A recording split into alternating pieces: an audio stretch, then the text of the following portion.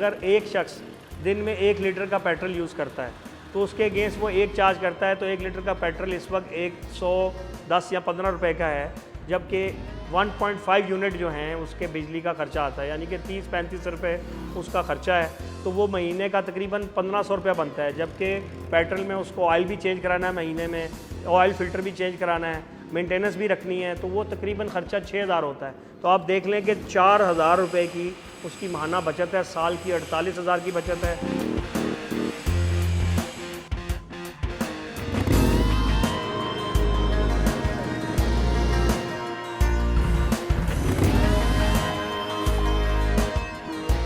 हमने इसकी प्रैक्टिकल बुनियाद 2019 में हमने इसकी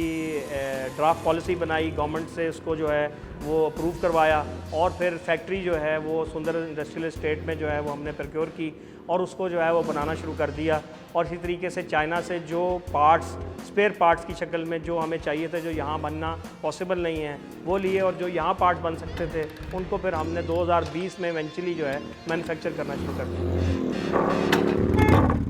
जो ये हमारा बेसिक मॉडल है, इसमें जो आप ओवरनाइट चार्जिंग वाला लेते हैं तो ये 82,500 की MRP है, और जो आप 2 से 3 घंटे की चार्जिंग के लिए लेना चाहते हैं उसकी प्राइस इससे तकरीबन 20,000 रुपये फ़र्क है,